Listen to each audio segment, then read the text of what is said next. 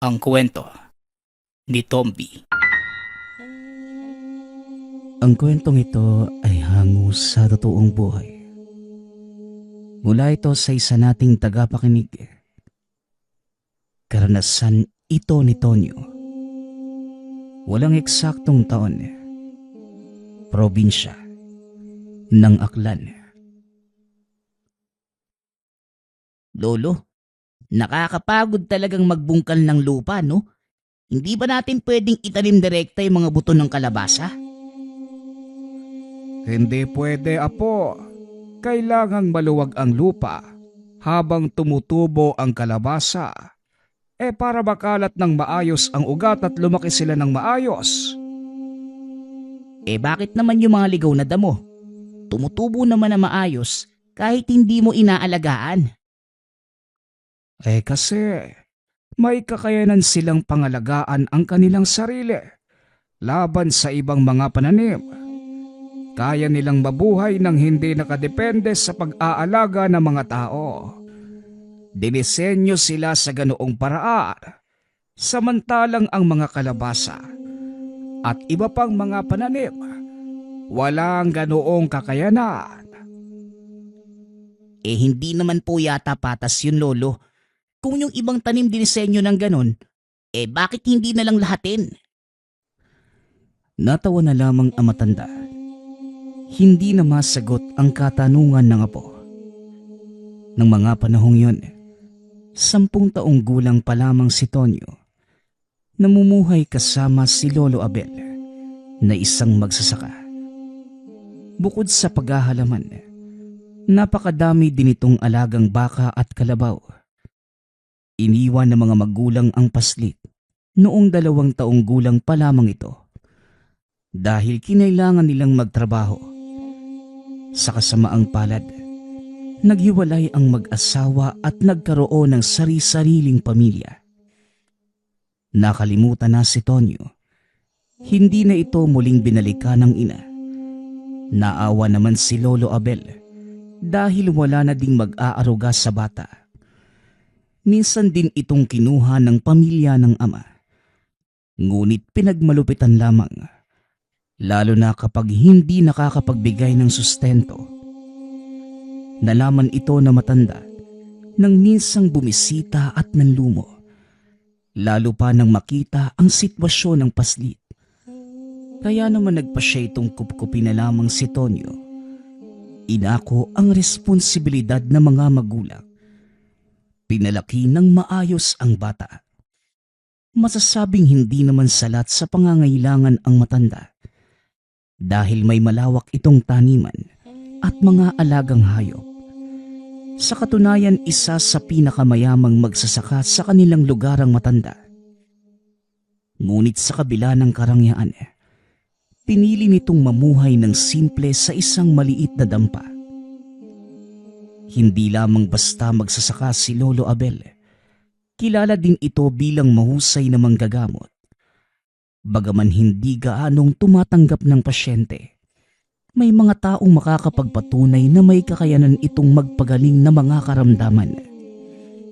Marami ang nagtataka at naiinggit sa matanda. Kaya naman, madalas na pagdidiskitahan ng mga walang magawa ang mga alagang hayop. Ngunit hindi nagtatagal.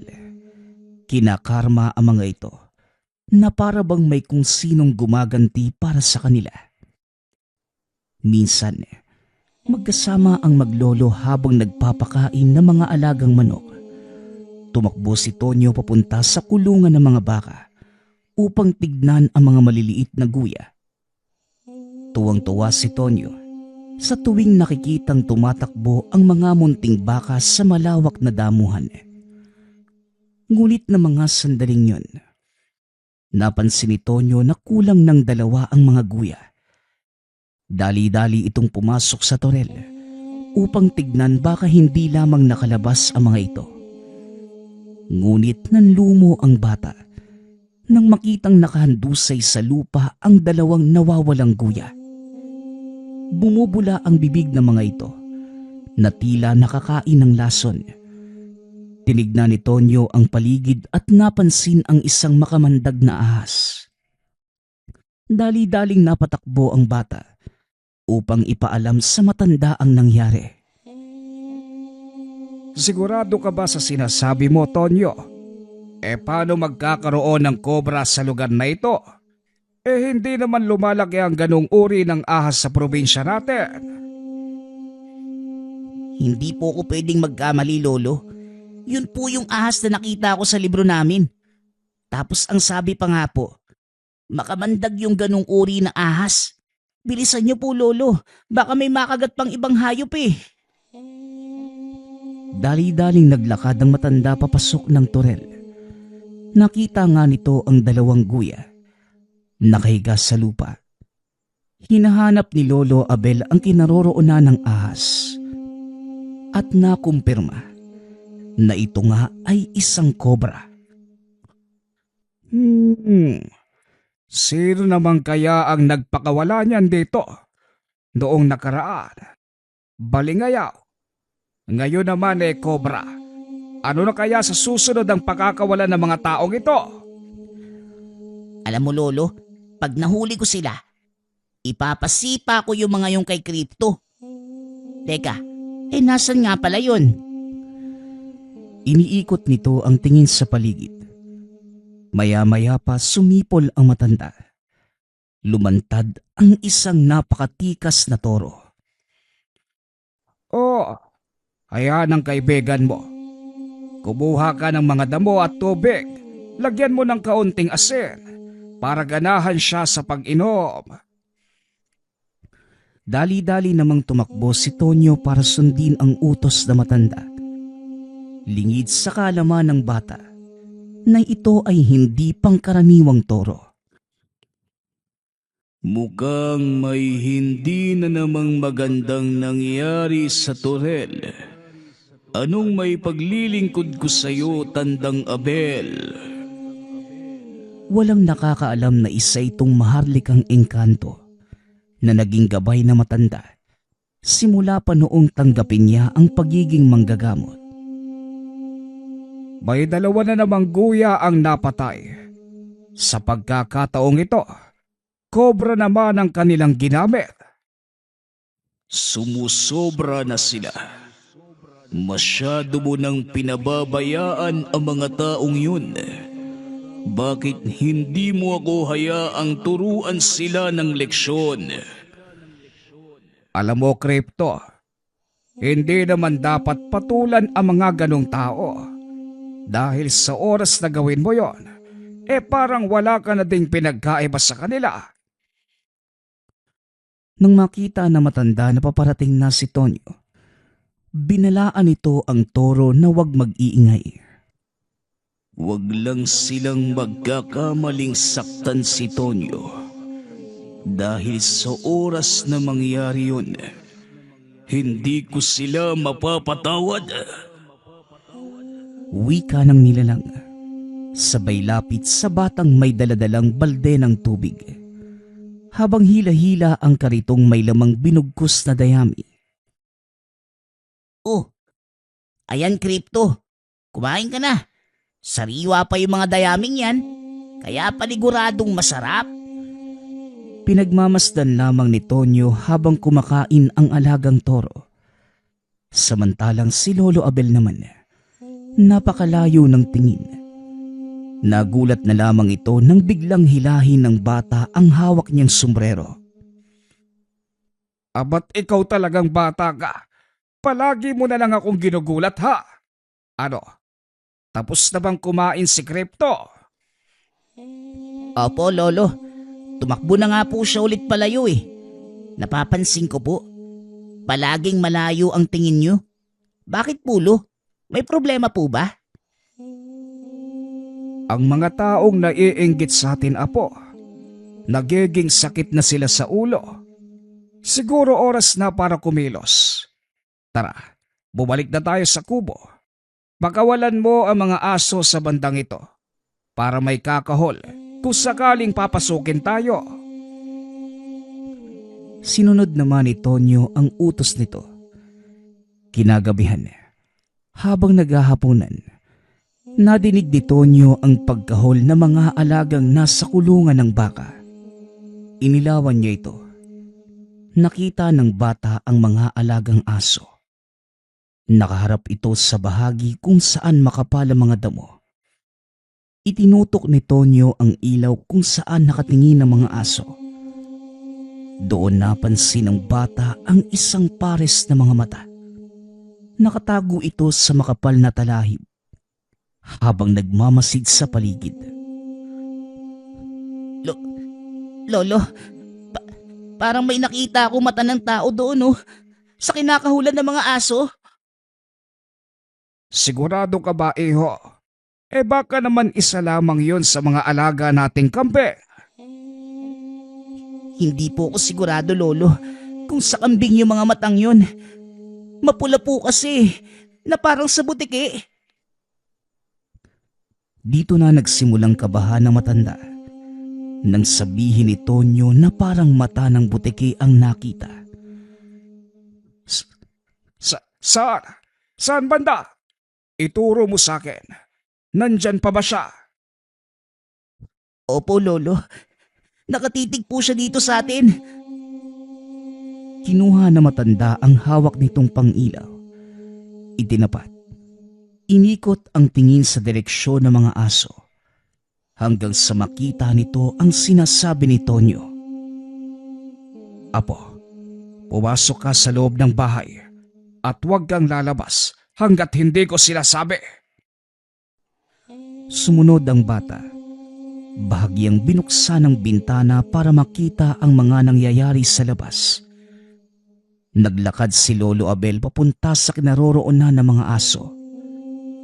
Habang papalapit ito, nakita naman ni Tonyo ang alagang si Kripto na naglalakad papunta sa matanda.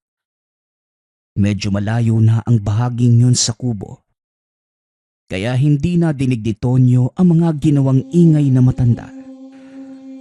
Mukhang napansin mo na din ang nilalang na yan, Tandang Abel. Hindi ko siya ginagalaw. Mukhang wala namang dalang panganib. Abat, kanina mo pa pala lamang tungkol sa nilalang na ito. Oo, nakita ko siyang pumasok sa ating teritoryo. Mukhang hindi maganda ang lagay, kaya hinayaan ko munang magpahinga. Isa pa, mukha namang hindi siya gagawa ng kahit anong ikapapahamak. Lalo pat bantay sarado ng malalaking aso ang lugar na ito. Halika, Kripto. Samahan mo ko. Lapitan natin ang nilalang na yan. Gusto kong malaman kung ano siya. At para matignan na din kung ano ang nangyari sa kanya. Naglakad ang mga ito papunta sa pinagtataguan ng nilalang. Napansin nilang tila natatakot ito. Lalo pa nang makita si Kripto. Huwag kang mag-alala. Hindi ka namin sasaktan. Lumabas ka na sa pinagtataguan mo at titignan na matandang ito kung ano ang maitutulong namin sa inyo. Dahan-dahang tumayo ang nilalang. Naglakad palabas ng talahiban. Tumambad ang malabuhayang nilalang na may katawan ng tao. Balot na makapal na kaliskis ang katawan niya. Nakita ni Mang Abel na may nakatarak na palaso rito. Mahabaging langit. Isang reptil yan. Kripto, bakit hindi mo kagad sinabi sa akin ang tungkol rito? Hindi natin alam kung ano ang meron sa palasong nakabaon sa katawan niya. Kaibigan, halika, sumama ka sa akin. Titignan ko kung anong maaari nating gawin. Samantala, patuloy na nakamasid si Tonyo mula sa bintana ng kubo. Sobrang dilim ng mga oras na yun kaya hindi niya gaanong naaaninag ang mga nangyayari. Maya-maya pa, napansin na nitong naglalakad pabalik ng kubo si Lolo Abel. Kaya sinalubong ito ng bata sa pinto. Lolo, ano po bang nangyari doon? May nakita po ba kayong mga aso? Wala naman, iho. May kambing lang na naipit yung sungay sa malalaking puno ng talahib. Nagkasugat yung ulo, kaya kailangan kong gamutin bago padapuan ng langaw at maimpeksyon. Kinuha na matanda ang mga gamit sa panggagamot. Akmang susunod na sana palabas ng tahanan ang bata nang bigla itong pigilan ni Lolo Abel. Lolo, gusto ko pong makita yung kalagayan ng kambing na yun. Mahabog na sa labas, Tonyo. Baka magkasakit ka pa. Bukas mo na lang tignan. Sige na, maglinis ka na ng katawan nang makatulog at may pasok ka pa bukas. Hindi naman nanangulit pa si Tonyo. Sinunod ang lahat ng utos na matanda. Pagkabalik ni Lolo Abel sa kulungan ng baka, sinuri nito ang sugat ng nilalang. Napagtanto na ang palasong ginamit. Nagtataglay ng malakas na lason na maaaring pumatay sa isang engkanto. Dugo ng babaeng usa ang ginamit nilang panglason. May magagawa ka ba, Tandang Abel? Hindi ako naging manggagamot kung hindi ko alam ang lunas sa lasong ito. Magbadali ka, Krypto. Kumuha ka ng ilang pirasong ugat ng kugon. Dali-daling kumuha si Krypto ng ugat ng kugon. Kagad bumalik sa kulungan ng mga baka. Kumuha ng langis si Lolo Abel mula sa kanyang maliit na kahon. Ibinuhos ito sa sugat ng nilalang. Napasigaw pa ito ng malakas dahil sa hapde. Tiisin mo lang. Ilang segundo lang mamamanhid na yung sugat mo. Pwede na nating bunutin ang palaso. Huminaho naman ang nilalang. Ilang sandali nga ay tuluyan itong nakatulog. Kinuha ni Lolo Abel ang pagkakataong yun para bunutin ang palaso. Mabuti na lamang at gumana na ang langis na inilagay, kaya hindi na naramdaman ng nilalang ang sakit.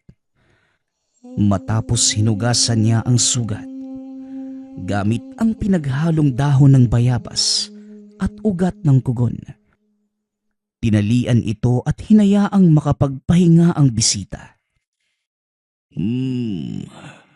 Ano kaya ang dahilan ng pagpapakita ng reptilyang ito?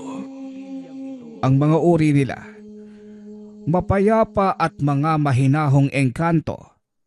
Sa oras na mabulabog ang kanilang tirahan, kusa silang umaalis nang walang gulo. Marahil may mga taong nanggambala ng kanilang katahimikan. Malalaman natin yan sa oras na magkamalay siya. Sa ngayon, kailangang maitago mo ang nilalang na yan mula kay Tonyo. Hindi pa natin alam ang kaya nitong gawin. Tama ka, Krypto. Ikaw na ang bahalang maglagay ng sabulag sa lugar na ito.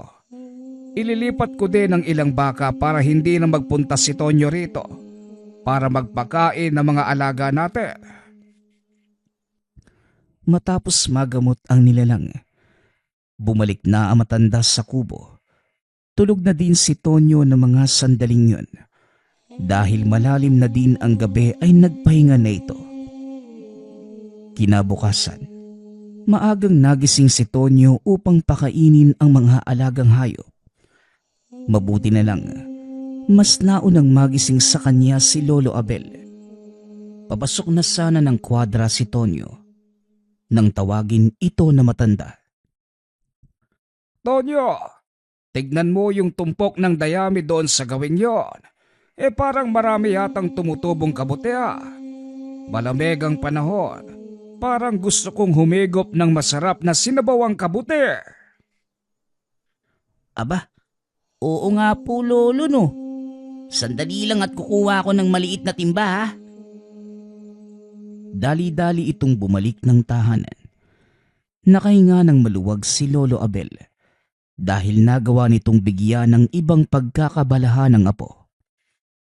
Pinuntahan ito ang ginamot na nilalang. Nagulat ang matanda. Wala na ito sa pinagigaan. Dali-daling lumabas si Lolo Abel para hanapin ito sa paligid. At nang akmang lalabas na sana sa kwadra, sinalubong ito ng reptilya. Anong dahilan mo? Bakit mo ko tinulungan? Hindi ka ba natatakot sa akin? Maaari kitang patayin ngayon dahil nakita mo ko. Hoy ikaw, huwag mo nga akong ginugulat ng ganon. Kumusta ang kalagayan mo? Naupo ang matanda at nagsindi ng tabako. Sagutin mo ang tanong ko, tanda. Bakit mo tinulungan ang isang kagaya ko? Sabihin na lang natin na tawag ng tungkulin. Huwag kang mag-alala. Wala kong ibang hangad mula sa'yo.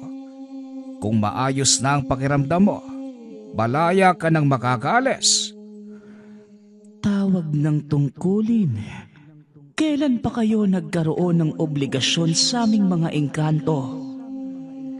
Biglang lumitaw si Crypto mula sa likod nito at sinabing, Bakit ba hindi ka na lang magpasalamat sa matanda? Ang dami mo pang sinasabi. isang mahalikang engkanto. Nakikisalamuha sa mga tao. Bakit mo ibinaba ng husto ang iyong sarili? Hindi ko ibinaba ang aking sarili. Naramdaman ko lang na ito ang dahilan kung bakit ako nabubuhay. At ayusin mo ang pananalita mo sa harapan ko. Dahil kahit kailan, hindi ko tinalikuran ang pagiging maharlika. Mga hangal kayo. Kung inaakala niyong magpapasalamat ako, sana hinayaan niyo na lang akong mamatay. Dahil sa oras na malaman ng mga kalaban ng aking angkan na tinulungan niyo ako, paniguradong mapapahama kayo. Mapapahamak? Sa anong paraan? Ipaliwanag mo ang mga sinasabi mo. Ngunit hindi na sumagot pa ang nilalang. Bigla itong pumasok sa kugunan at tuluyang naglaho. Mukhang may malalim na ibig sabihin ang mga kataga ng nilalang na iyong Crypto. Bakit hindi mo alamin kung ano ang totoong nangyari sa kanila? Alam ko ang pinagtataguan ng mga reptilya sa mundong ito. Pupunta ako doon ngayon para malaman kung ano ang nangyayari. Matapos makalis ni Crypto, ay siya namang pagdating ni Tonyo. Lolo, bakit tumakbo bigla si Crypto? Naglalaro ang kaibigan mo, Tonyo, aba. Napakadami pala talaga ng kabuting nakuha mo. Tara, tulungan mo kong linisin ang mga yan at nang mailuto na. Pilit nitong inililihis ang atensyon ni Tonyo ngunit hindi sinasadya na nakita ng bata ang dugong nagkalat sa mga dayami sa loob ng kwadra. Sandali lang po, Lolo. Bakit po may dugo sa kwadra natin? Ano po nangyari sa mga baka? Mukhang may nanganak sa mga inahing baka kagabi ha. Hindi ko pa naiikot ang buong torel. Mamaya, hahanapin ko sila po. Hindi naman na nagtanong pa ang paslit. Mabuti na lang at nakalusot ang matanda. Dahil maya-maya lang, lumabas mula sa isa pang kulungan ang kakasilang pa lamang na guya. Mukhang hindi mo na siya kailangang hanapin, Lolo. Ayun po sila, oh. Itinuro nito ang mag-inang baka. Abay, oo nga no. O siya, tara na. Pabayaan mo muna silang mag-ikot sa buong pastulan. Nakahinga ito ng maluwag. Ang buong akala ni Lolo Abel, malalaman na ni Tonyo ang sikreto. Kinagabihan, habang natutulog ang bata ay dumating si Crypto. Dali-daling lumabas sa matanda upang salubungin ito. Masamang balita, Tandang Abel. Mukhang tama ang sinasabi ng reptilya.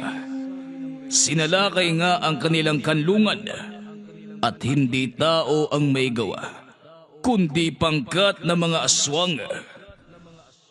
Paano mong nalamang pangkat ng mga aswang ang sumalakay sa kanila? Naroon pa sa lugar na yon ng ilan sa mga aswang at bihag na mga ito ang mga kababaihan at mga batang reptilya. Sa tingin mo, Crypto, ano ang dahilan ng pananalakay ng mga aswang sa angka ng mga reptilya? Isa lang ang nakikita ko, Tandang Abel. Yun ay ang matagal ng hidwaan ng dalawang lahi. Kung matatandaan mo, nagsimula ang sigalot sa pagitan nila dahil sa agawan ng teritoryo. Sa kasamaang palad, sakop ng pinagtatalunan ng dalawang lahi ang lugar na ito. Habang masinsinang nag-uusap ang dalawa, biglang nagsalita mula sa likod ng puno ang reptilya na tinulungan ng matanda. Hindi lang dahil sa teritoryo ang pinag-aawayan namin. May mas malalim pang dahilan. Pinatay ng mga aswang na yon ang anak ng aming hari. Kaya naman nagdeklara ito ng digmaan laban sa mga aswang. Sa kasamaang palad, wala kaming sapat na lakas para manalo sa kalaban. Kaya hawak nila ngayon ang aming kanlungan at ilan sa aming mga kaanak. Maswerte lamang akong nabuhay at nakaligtas. Ang palasong ginamit sa'yo, gawa ng isang magaling na manggagaway. Huwag mong sabihin kasapakat nila ang manggagaway na yon. Kasapakat? Kung ang tinutukoy mo ay si Tandang Rene, hindi lang siya basta kasapakat. Siya ang namumuno sa mga aswang na sumasalakay sa amin. Napatayo sa kinauupuan ng matanda nang madinig ang pangalang Rene. Ano sinabi mo? Si Rene ang namumuno sa kanila. Sigurado ka ba? Yun ang nadinig kong pangalan ng kanilang pinuno. Hindi ko din alam kung bakit nanaisin ng isang tao na makisali sa gulo ng mga engkanto at elemento. Kapangyarihan at karapatang pamunuan ang ilang malalakas na angka ng mga elemento, kagaya ng aswang. Simula pa man noon, talagang hayok na sa kapangyarihan niyang si Rene. Ang akala ko nga patay na ang manggagaway na yan eh. Anong binabalak mo ngayon, Tandang Abel?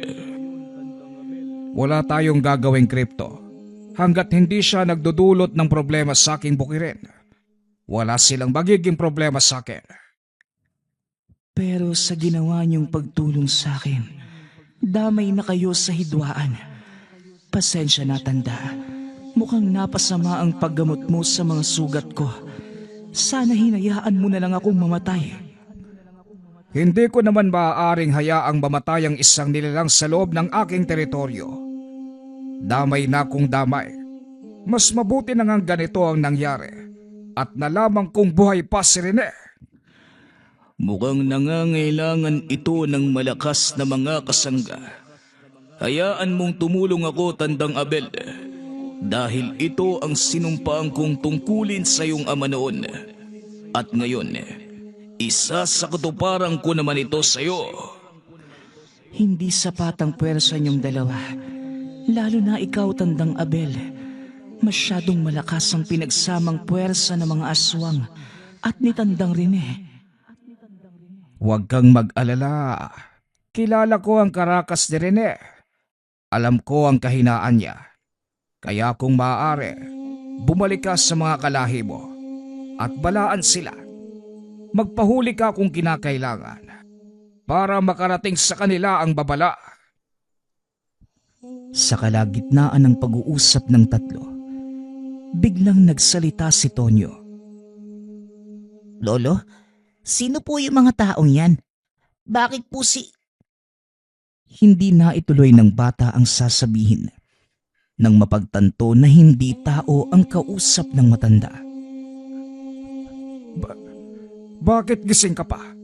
Ikaw talagang bata ka. Sige na nga mga kasama, umalis na muna kayo. Nakatulala lamang si Tonyo ng mga oras na yun. Hindi ito nagsasalita. Tonyo po, ayos ka lang ba? Anong nangyari sa'yo? Sinampal-sampal pa na matanda ang bata hanggang sa makabalik ito sa wisyo. Si Crypto po ba yung nakita ko kanina? Bakit po naging tao yung kalahati ng katawan niya? Ay nako, mukhang wala na akong magagawa kundi sabihin sa'yo ang totoo.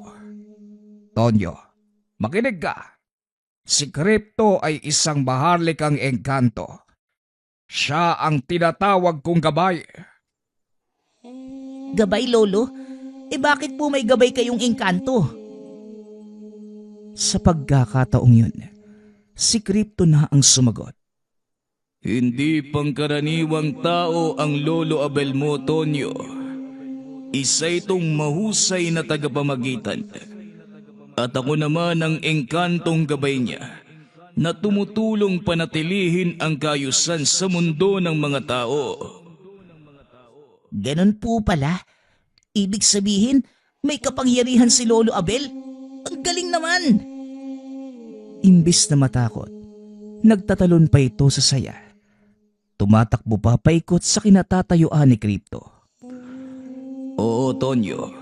Makapangyarihan si Lolo Abel mo. Ewan ko nga ba kung bakit hindi niya ito sinasabi sa'yo. Dahil hindi pa ito ang tamang panahong, Crypto. Ngunit wala na akong magagawa.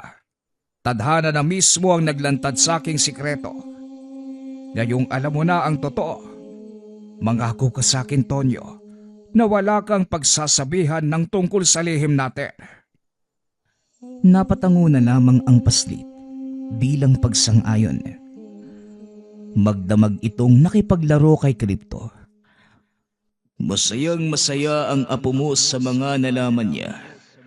Hindi naubusan ng enerhiya ang bata, kundi pa sisikat ang araw. Kalong-kalong nito ang tulog na si Tonyo. Naloko na. Hindi na naman makakapasok ng paaralan yung batang yan. Bueno, maaari bang ikaw na ang magdala sa kanya papasok sa bahay, Crypto? Binuhat nito ang paslit. Dinala sa loob ng tahanan. Matapos ay bumalik ito kay Lolo Abel para makipag-usap. Malaki ang nakikita kong potensyal sa apo mo, Tandang Abel. Wala akong naramdamang takot sa kanya. Simula nang makita niya ako at ang reptilya. Likas sa kanya ang pagiging matapang. Alam ko, pero hanggat maaari, gusto kong iiwas si Tonyo sa masalimuot na buhay na pinasok ko. Pero mukhang nakadadhana din ang batang maging kahalili ko. Palang araw. Lumipas ang ilang araw. Wala namang nangyaring kakaiba. Nagpatuloy lamang sa mga gawain ang maglolo. Sa kabila ng katotohanang may kasama silang hindi pangkaraniwang elemento. Tila nasanay na si Tonyo sa presensya ni Crypto. Unti-unti na ding tinuturuan ni Lolo Abel ang bata sa mga gawain bilang manggagamot. Ito ang unang hakbang na kailangan mong matutunan, Tonyo. Dapat marunong kang manggamot. Nang sa ganon, kung sakaling magtamo ka man ng pinsala, kaya mong gamutin ang iyong sarili. Ang hirap naman po kasi ng pinapagawa niyo, Lolo eh. Hindi ko pa maintindihan yung mga salitang nakasulat sa maliit niyong libro. Baka naman pwedeng palakihin yung mga letra dito. Walang madali sa buhay, Tonyo. Sa ngayon, madali lang ang lahat para sa'yo. Dahil bata ka pa. Pero kalaunan, mauunawaan mo ang sinasabi ko. Kaya habang bata ka, sikapin mong matuto. Nang sa ganon pagdating ng panahon, hindi ka mangangapa at magagampanan mo ng maayos ang mga tungkuling nakaatang sa balikat mo. Tungkulin? Kagaya po ng lolo, pag-aalaga ng mga hayop dito sa bukid. Kaya ko naman pong gawin yun, lolo Pag-aalaga sa mga hayop natin, isa lamang yun sa responsibilidad mo. Kung tutusin, maliit lamang itong porsyento. May mas malaki ka pang tungkuling kailangang gampanan pagdating ng panahon. O siya, ipagpatuloy mo ang pagbabasa ng mga dasal na yan. Matapos ay iniwan na nito si Tonyo. Pwede mo namang direktang ituro sa kanya ang mga pamamaraan. Bakit hindi na lang yon ang gawin mo? Mas maganda kung matututo si Tonyo sa sarili niyang pamamaraan. Nang sa ganon, siya mismo ang makahanap ng paraan at solusyon sa mga problemang pwedeng makaharap. Nagpatuloy ang pag-aaral ni Tonyo sa kabila ng murang edad. Determinado itong matutunan ang mga gampanin ni Lolo Abel. Hanggang sa isang gabi, isinama siya nito sa kagubatan. Kabilugan ng buwan ng mga oras na yun, kaya medyo maliwanag ang paligid. Panahon din ng tag-araw, kaya naman nagkalat ang napakadaming alitaptap sa mga puno. Huwag kang gagawa ng ingay dahil sagrado ang lugar na ito. Sagrado, lolo? Bakit naman po? Saka nasan po ba tayo? Di ba, pumasok lang tayo sa gubat? Bakit parang ibang mundo na to? Napansin mo din pala, Apo. Tama ka. Nasa ibang dimensyon tayo. At nandito tayo ngayon para daluhan ang kapanganakan ng mga lambana. Nanlaki ang mga mata ni Tonyo. Iba ang pumasok sa isipan nito. May mga nganak, lolo? Hindi ba nakakahiya yun? Iba yata yun nasa isip mo Ang mga lambana, hindi isinisilang kagaya ng mga tao. Ngunit mapanganib para sa kanila ang maiwang walang nagbabantay. Tignan mo ang maliit na lawang yon. Itinuro ng matanda ang lawang puno ng malalaking bulaklak. Hindi pa namumukadkad ang mga ito. At ayon pa kay Lolo Abel, sa mga bulaklak na yun isisilang ang mga munting lambana. Lolo, kailan po magsisimula yung pagsilang nila? Kapag ang buwan ay nasa sentro na ng kalangitan, saka magsisimulang mamumukadkad ang mga bulaklak na yan at lalabas mula sa mga ito ang mga bagong lambana. Maya-maya pa, nagsidatingan na ang maliliit na elemento. Nabalot ng liwanag ang buong paligid, dahilan para maakit ang iba pang mga elemento. Naglabasan mula sa mga puno ang napakapapangit na mga nilalang. Isa-isang lumusong sa lawa ang mga ito. Ngunit hindi nila magawang makalapit dahil sa mga maliliit na elementong umaatake sa kanila. Sila naman ang mga lamang lupa na kinatatakutan ng mga lambana. Kinakain nila ang mga bagong silang na sanggol. Kaya karamihan sa mga ito, hindi na nagagawang makaligtas. Kung ganon, bakit hindi natin sila tulungan, lolo? Dumampot ito ng patpat. Sinimulang paghahampasin ang mga lamang lupa. Pinalibutan ng mga ito ang paslit. At akmang kukuyugin na nang biglang dumating si Kripto. Sa isang hampas ng kamay, nagsipagliparan ang mga nilalang at hindi na muling bumalik sa lawa. Ilang sandali pa, tuluyan ng sumikat ang buwan. Isa-isang namukadkad ang mga bulaklak. Dinaluhan ito ng mga lambana. Tumambad kay Tonyo ang mga maliliit na sanggol. Napakatingkad ng liwanag ng mga ito at napakalamig sa tenga ng mga munting iyak. Umikot sa lawa ang paslit. pinagmastang mabuti ang unti-unting paglabas ng mga pakpak na mga munting sanggol. Ilang sandali pa ang nakalipas. Lumipad na ang mga ito at pinalibutan si Tonyo. Tuwang-tuwa naman ang bata sa napakagandang tanawin. Ngunit nanlumo ito nang biglang maglaglagan ang mga matatandang lambana. Lolo, bakit po sila naglaglagan? Ano pong nangyayari? Sa tuwing isinisilang ang mga bagong lambana, apo, namamatay ang mga matatanda. Ito na ang kanilang buhay, Tonyo.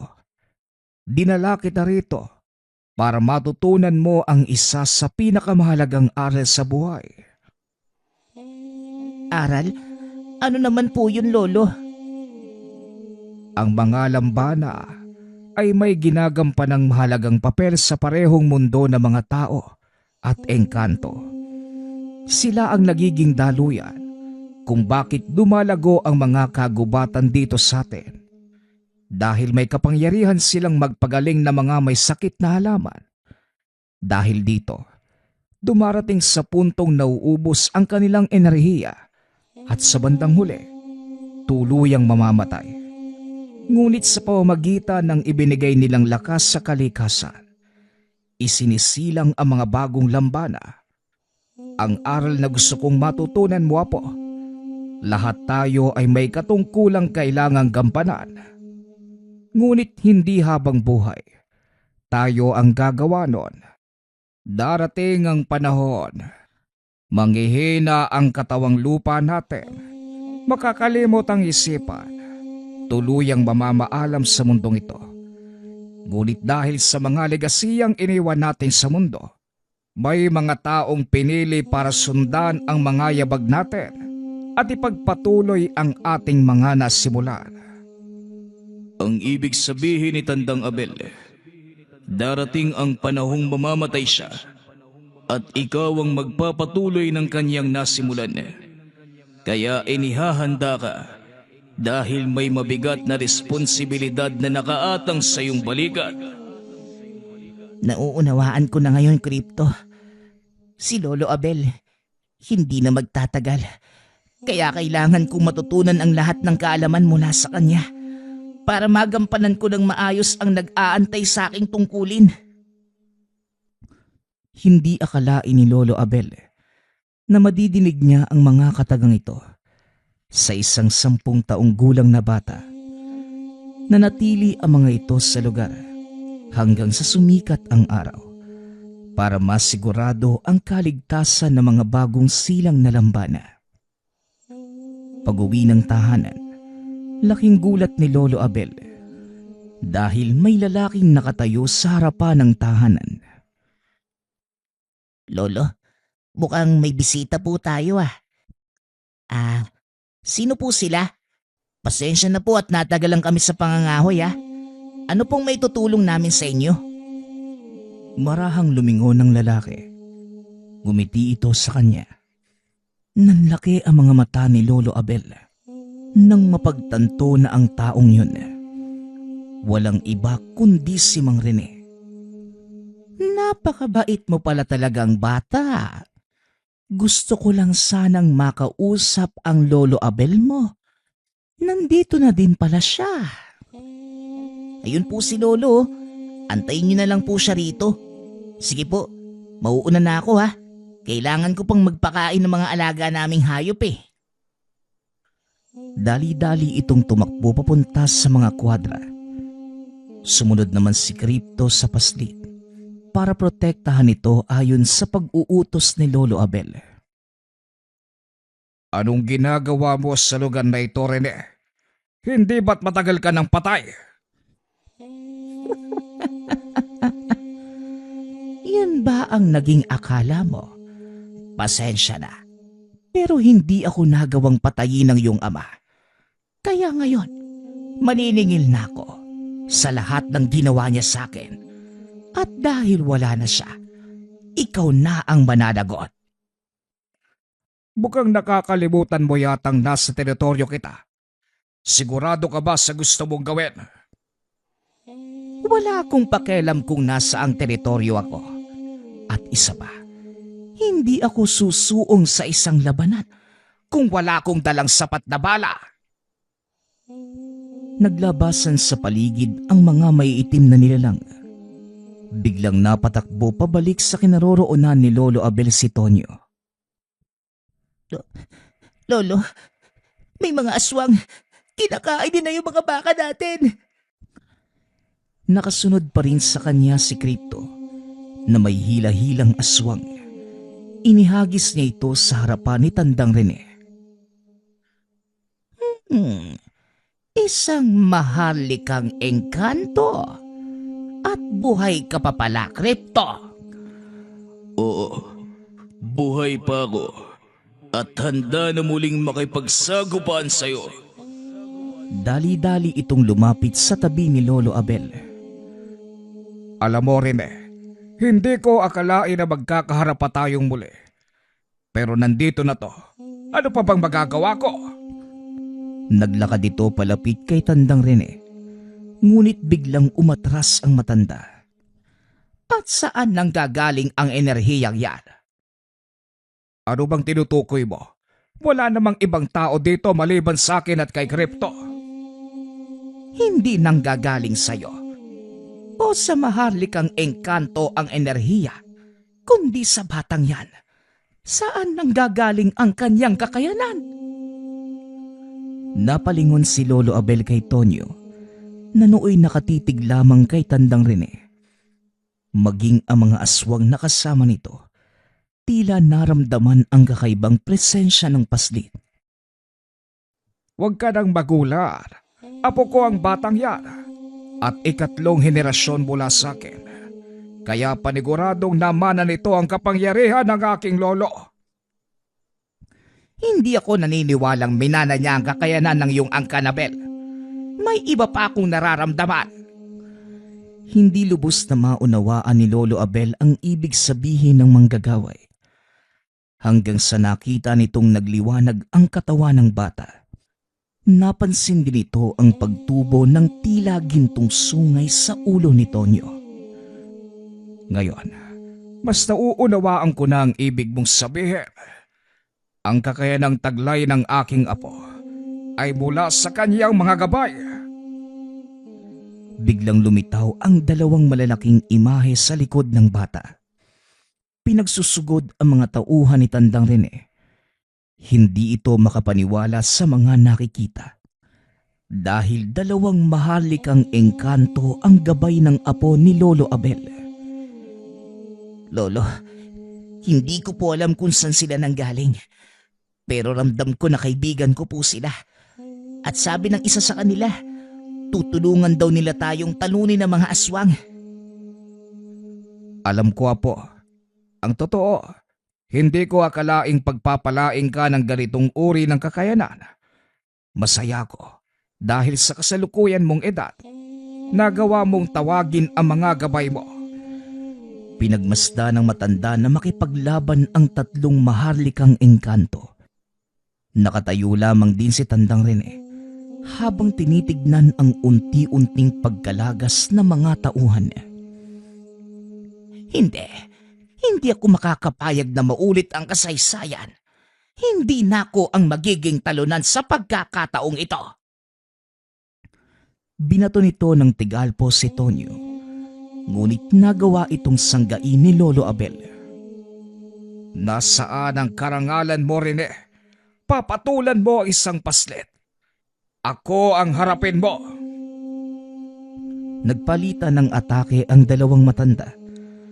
Malakas na manggagaway si Tandang Rene. Ngunit mas mahusay sa larangan ng kombate espiritual si Lolo Abel. Nagagawa nitong kontrahin ang mga atake ni Tandang Rene. Samantalang si Tonyo naman at ang tatlong maharlikang engkanto patuloy na kinakalaban ang mga aswang.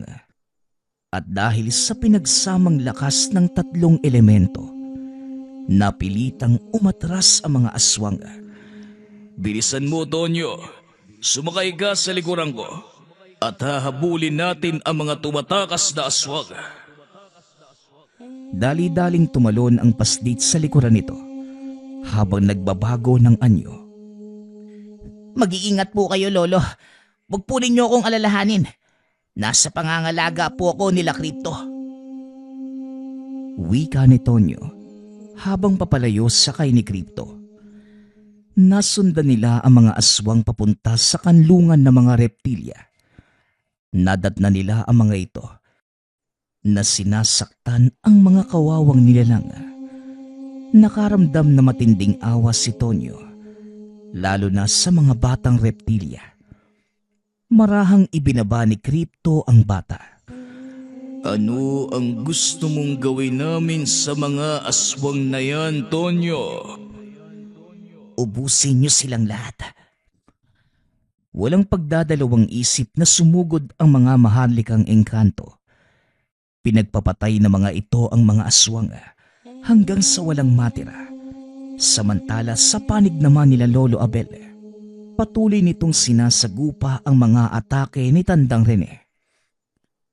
Sa mga oras na ito, siguradong wala nang natira sa mga alagad mo. Ginalit mo ng husto ang aking apo. Hindi basta-basta matatalo ang mga aswang. Lalo na't ilang sentor lamang ang sumasagupa sa kanila. Napahinto ang dalawa sa paglalaban nang makita ang mga reptilya na naglalakad sa kanilang kinaroroonan. Tapos na ang laban, Rene. Sumuko ka na at tanggapin ang iyong pagkatalo. Hindi. Hindi ako magpapatalo sa'yo. Sa pagkakataong ito, ako ang mananalo. Sabay bato ng tigal po kay Lolo Abel. Sinangga na matanda ang atake. Ibinalik sa kanya. Dahan-dahang nanigas ang katawan ni Tandang Rene hanggang sa napaluhod na lamang ito sa lupa. Tanggapin mo ang sarili mong atake at namnamin ang parusang dala nito. Matapos ay biglang sumabog ang ulo ni Tandang Rene. Nagsigawan ang mga reptilya nang makita ang pagkatalo ng kalaban. Hindi niyo alam kung gaano katagal naming minithi ang kalayaang ito. Malaki ang pasasalamat ko sa inyo. At habang buhay naming tatanawing utang na loob ang sakripisyong ito. Wika ng reptilya. Matapos na maalam na ang mga ito, para bumalik sa kanilang kanlungan. Ang pangyayaring yon ang nagbukas ng kakayanan ni Tonyo. Pinaglinang ito ng paslit hanggang sa sumapit sa wastong kulang. Pinili ng binata ang daan sa pagiging manggagamot. Marami ang natulungan nito, kaya naman hindi na tumutol si Lolo Abel. Nararapat lamang ang pinili mong daan, Apo. Sa totoo lang, ito ang pinakahangad ko noon para sa iyong ina. Kaso nga lang, mas pinili niya ang mamuhay sa syudad. Hindi ko naman sinisisi ang iyong ina. Dahil sa nakikita ko ngayon sa iyo, walang dudang ito ang tadhanang nakalatag sa buhay mo. Nang mga sandaling ito, nakaratay na ang matanda sa kanyang higaan. Binata na rin si Tonyo at ito na ang nagpatuloy ng lahat ng gawain ng matanda. Alam mo, Lolo, hindi ko naman po mararating ang ganitong antas kung hindi dahil sa inyo. Malaki din po yung pasasalamat ko dahil hindi nyo ipinagkait sa akin ng mga kaalaman. Hindi na ako magtatagal, Apo. Alam nating pareho na nasa dapit hapon ako ng aking buhay. Ikaw, sumisikat pa lang ang araw para sa'yo. Kaya sana wag na wag mong sasayangin ang buhay mo. Ilaan mo ito sa mas makabuluhang gawain. Ibinangako ko sa inyo noon na ipagpapatuloy ko ang sinimulan nyo. Kasama na doon ang paggawa ng kabutihan sa kapwa nang walang hinihinging kapalit. Tiwala naman ako sa iyo, Apo. Ako ang nagpalaki sa iyo Kaya kilala kita at alam kong mabuti kang tao. Kaya gawin mo ang nararapat. Panatiliin mo ang kaayusan sa lugar na ito. Hindi ka tatalikuran ng mga gabay mong sentor. Matapos ang pag-uusap nilang dalawa ng gabing yun, tuluyan nang namaalam si Lolo Abel. At bilang pagtanaw ng respeto, inilibing ang katawan ng matanda sa mismong sentro ng kanilang lupain. Taon-taon, nagdaraos ng piging ng pasasalamat ang binata para sa yumaong matanda. Dinadaluhan din ito ng iba't ibang elemento, lalo na ng mga engkantong natulungan ni Lolo Abel noong siya ay nabubuhay pa. Nakita ni Tonyo kung gaano kalaki ang impluwensya ng matanda sa mga nilalang. Kaya sinikap din ng binata na panatilihin ang relasyong ito. At sa pagtagal ng panahon, nagawa naman niya itong panatilihin. Nagkaroon ng sariling pamilya si Tonyo. Ipinasa nito sa naging anak ang nalalaman. Tinanggap naman ito ng mga bata.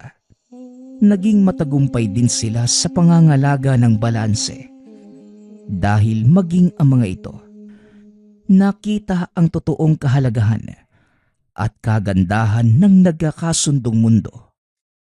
Sa paglipas ng panahon, habang nagiging moderno ang kapaligiran, unti-unti na ding nalilimutan ang mga nangyari. Ngunit nanatili sa puso at isipan ng mga kaanak ni Tonyo ang kwento ng kanyang buhay at ng gabay nitong itim na toro na nagngangalang Kripto. Nagpapasalamat nga pala ako sa lahat ng sumusuporta sa ating channel. Nawa ay patuloy niyong suportahan at pakinggan ang ating mga kwento. Hanggang sa muling pakikinig. Paalam.